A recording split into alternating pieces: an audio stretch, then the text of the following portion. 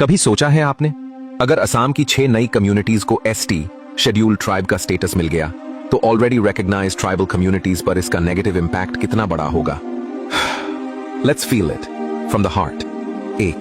कुछ ही सालों में छत्तीसगढ़ और झारखंड से असम में बड़े पैमाने पर प्रवास शुरू हो जाएगा। जो पहले भी हुआ था और आज भी हो रहा है, वो अब अनकंट्रोल्ड हो जाएगा। तो वेस्ट बंगाल और नॉर्थ बंगाल से भी लोग असम की कन्फ्रंटिंग आएंगे, सिर्फ एसटी बेनिफिट्स लेने के लिए। कुछ सालों में बांग्लादेश से भी बड़ी पॉपुलेशन असम में आएगी और एग्जिस्टिंग ट्राइबल ग्रुप्स के साथ मिल जाएगी, जिससे असम की पॉपुलेशन स्ट्रक्चर, कल्चर और आइडेंटिटी पूरी तरह बदल जाएगी। जनजातीय लोगों के ऊपर एक भयानक संकट आ जाएगा।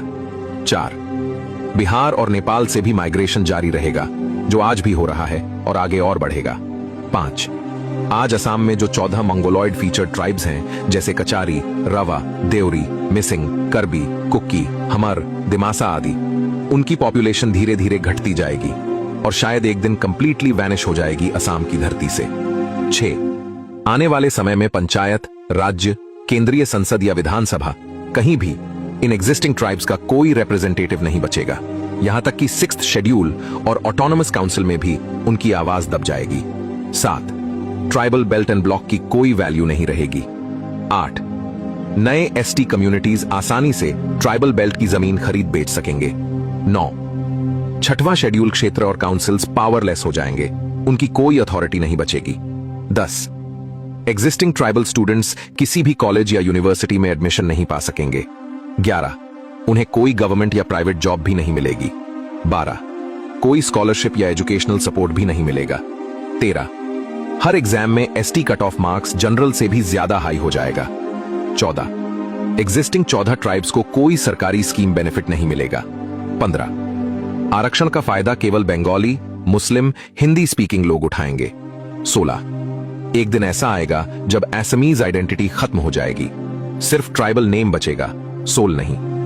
17 एडमिनिस्ट्रेशन के लिए पहचानना मुश्किल होगा कौन ब्राह्मण है, कौन क्षत्रिय, कौन ओबीसी या एससी, क्योंकि हर कोई एसटी सर्टिफिकेट पाने की रेस में होगा।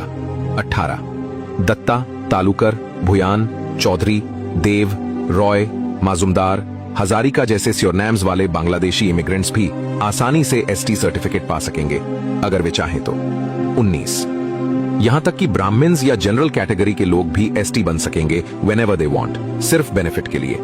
20 अब कंपटीशन आउटसाइडर से नहीं बल्कि ट्राइबल कम्युनिटीज के अंदर शुरू होगा, भाई भाई से लड़ने लगेगा अपने ही बीच।